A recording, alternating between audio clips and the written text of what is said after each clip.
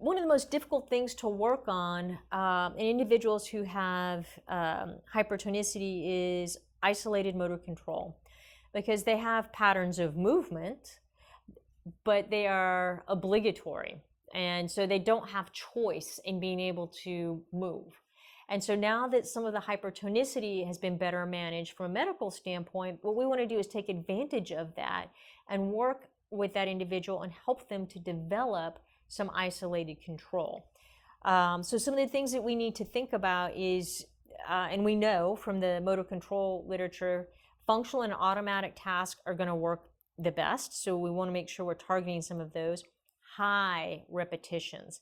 And as you heard from Paul, the importance of every single repetition.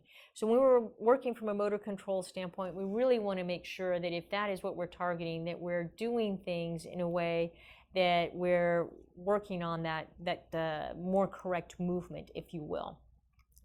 We want to look at how to best integrate the involved extremities for isolated movement. And we need to keep in mind as we're doing this a couple of things. One, that this individual has been using a pattern, a dominant pattern for a very long time, so it's going to be hard to break out of that.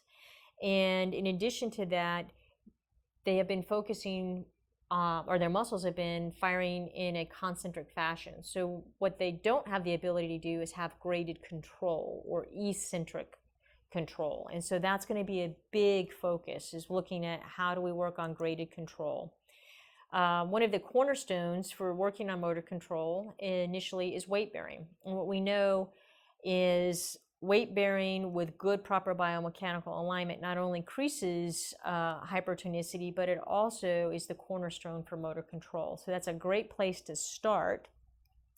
However, what we need to also then realize, and this is what catches a lot of us especially more on the outpatient setting as people are progressing, is while yes, you need to work closed chain, you also really need to focus and work on open chain, because the vast majority of our movements are not only graded, but they're in an open chain environment. So these are some of the things that we need to make sure that we're working on from a therapy standpoint. We want to make sure too that we're, from a strengthening standpoint, we're focusing on eccentric muscle strengthening. And again, looking from an oxidative, from an endurance and increasing oxidative capacity of the muscles, okay? And so this, again, feeds into high repetitions. And you heard Dr. Rose talk about this, repetition, repetition, repetition. One of the keys, not only from a neuroplasticity standpoint, but at this point, for working on isolated motor control and improving the oxidative capacities of those muscles. Those are the things that are going to be absolutely critical to getting a better outcome. Now, should you strengthen individuals post-stroke who have hypertonicity? The research came out with Pack and Patton in 2008, and the evidence, in my opinion, finally caught up with what we were doing in the clinic, because we've always been strengthening in the clinic.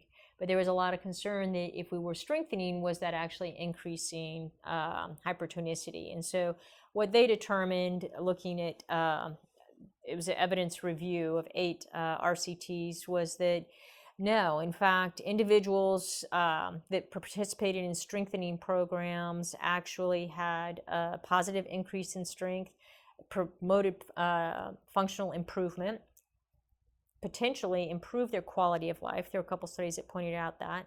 There were no studies that reported an increase in spasticity during or after treatment. So there's sufficient evidence to support that there needs to be a change in practice, and that everybody should be focusing on strengthening the stroke population if they are not already doing that. And then some of the other things that we want to think about and consider when we're talking about strengthening is the importance of the trunk. And I think we forget a lot about how important it is to have a stable trunk. And you heard that from Annie. One of the things that really worked nicely for her was Pilates and incorporating that into her therapy. There's a huge focus of core stability or trunk stability with Pilates. There's also other ways to do that. We can just do that from a therapeutic standpoint during our OT and PT sessions, working on trunk stability and core stability. So we want to make sure that we remember that. I think the other issue that we see a lot in our stroke population are individuals who have high-toned upper extremity and lower extremities frequently have a very low-toned trunk, and that is a challenge for us to work on.